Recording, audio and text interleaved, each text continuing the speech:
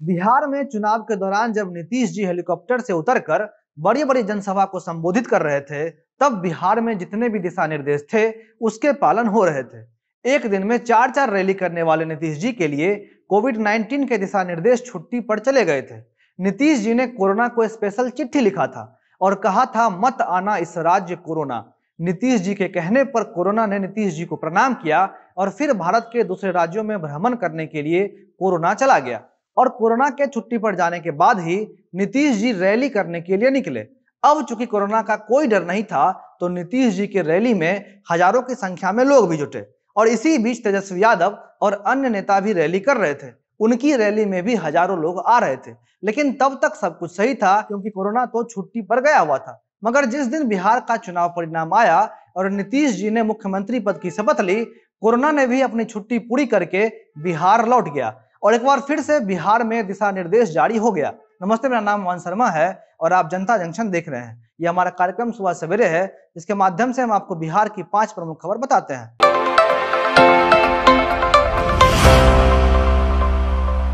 पहली खबर, 5 दिसंबर को यानी आज से ठीक 2 दिन पहले तेजस्वी यादव कृषि बिल को लेकर धरना देने के लिए गांधी मैदान पहुंचे।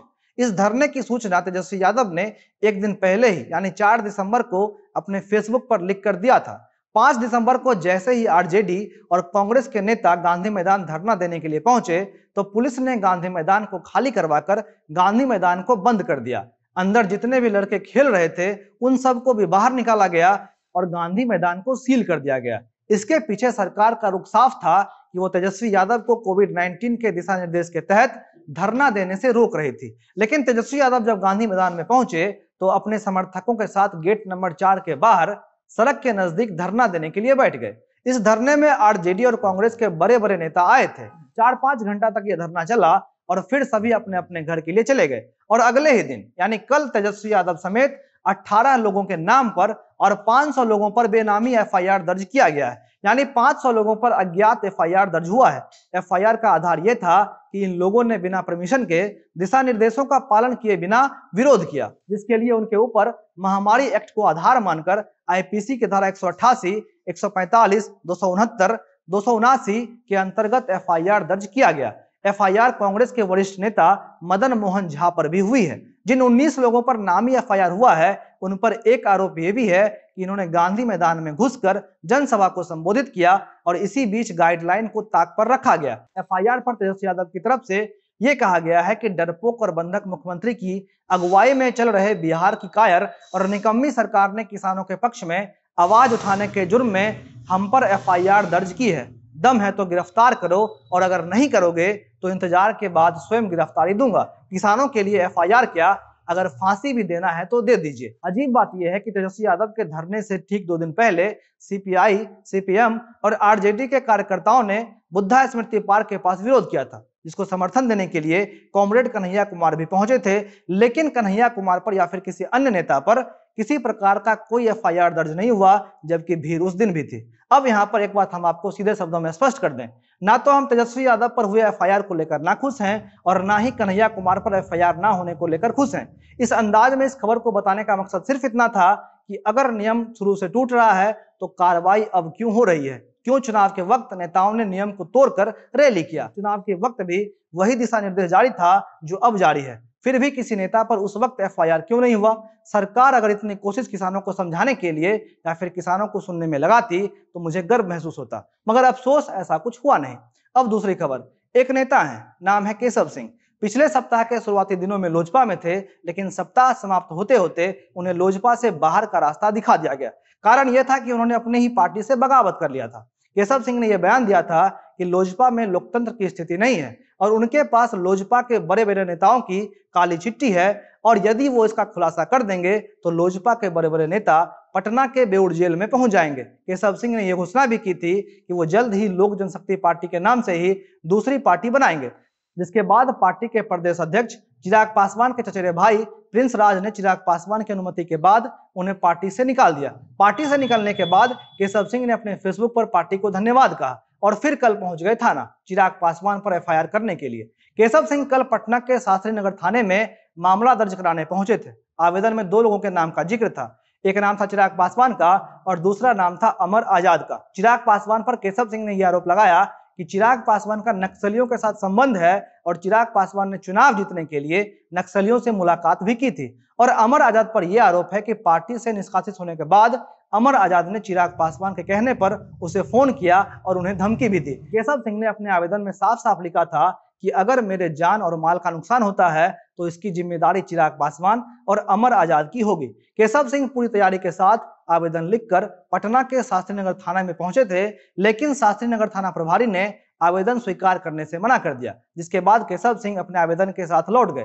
लेकिन अब केशव सिंह ने कहा है कि वो डीजीपी और पटना के एसएसपी से मुलाकात करेंगे और पूरे घटनाक्रम को लेकर डीजीपी, पटना के एसएसपी और किशनगंज एसपी को आवेदन देंगे। नक्सली के साथ संबंध बताने से पहले केशव सिंह चिराग पासवान को लेकर यह भी कह चुके हैं कि आरजेडी और कांग्रेस से लोजपा मिली हुई है और भाजपा के साथ बस दिखावे के लिए जुड़े हुए हैं। केशव का एक आरोप यह भी था कि राघोपुर में तेजस्वी यादव को जिताने तथा भागलपुर में कांग्रेस के अजीत शर्मा को जितवाने में चिराग पासवान ने अहम भूमिका निभाई है और उन्हीं के बदौलत तेजस्वी यादव आज नेता प्रतिपक्ष हैं और अजीत शर्मा भागलपुर से विधायक हैं। और इन्हीं सब कारणों की वजह से केशव सिंह चिराग पासवान पर एफआईआर करने के लिए पहुंचे थे, लेकिन जैसा कि हमने आपको बताया कि एफआईआर दर्ज नहीं किया गया और अब आगे केशव सिंह जो भी कदम लेते हैं उसके बारे में हम आपको बताएंगे।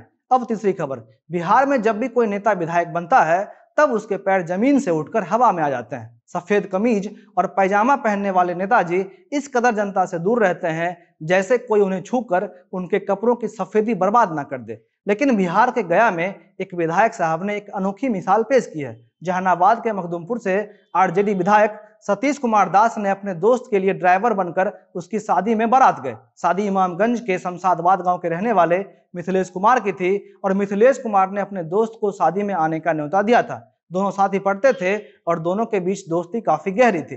मिथिलेश कुमार के दोस्त और आरजेडी विधायक सतीश दास न्योता को स्वीकार करते हुए ड्राइवर बनकर अपने दोस्त को शादी के स्थान तक पहुंचाए।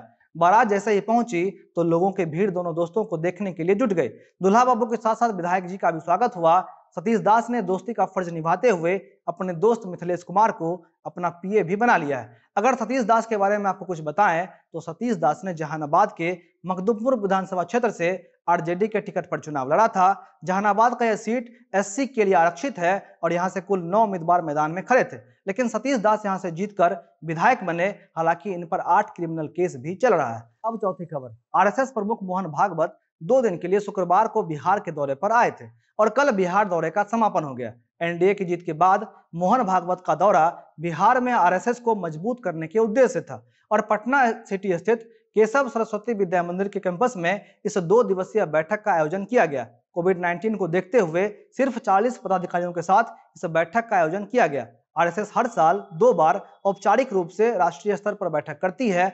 इनमें से एक दिवाली की बैठक होती है और दीपावली के बाद आयोजित होने वाली इस बैठक में पूरे देश से कार्यकर्ता हिस्सा लेते हैं। अखिल भारतीय स्तर पर होने वाली इस बैठक में प्रांत संचालक, कार्यवाह और प्रचारक के ऊपर 2 पदों के कार्यकर्ता हिस्सा लेते हैं। इस साल का यह बैठक प्रयागराज में होना था, लेकिन कोरोना की वजह से पूरे देश के कार्यकर्ताओं को एक जगह जुटाने के बजाय संघ ने 11 क्षेत्रों की बैठक अलग अलग जगहों पर करने का फैसला लिया और इसी के तहत उत्तर बिहार, दक्षिण बिहार और झारखंड के प्रचारक स्तरीय कार्यकर्ताओं की बैठक पटना में आयोजित हुई थी।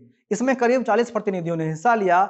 2 दिनों तक संघ प्रमुख को बिहार में संघ द्वारा किए गए कामों को लेकर रिपोर्ट भी दिया गया, जिसमें इस बात का जिक्र भी था कि कोरोना के दौरान किस तरह से आरएसएस ने लोगों का मदद किया और जनता ने उन्हें किस प्रकार का समर्थन दिया। एक तरफ मोहन भागवत की मीटिंग चल रही थी तो वहीं दूसरी तरफ आरजेडी और कांग्रेस के नेता किसान आंदोलन को लेकर विरोध कर रहे थे। आरजेडी के नेताओं ने इस मीटिंग को लेकर कहा था कि रात के अंधेरे में सीएम नीतीश कुमार मोहन भागवत से मुलाकात करेंगे और सरकार चलाने का टिप्स लेंगे।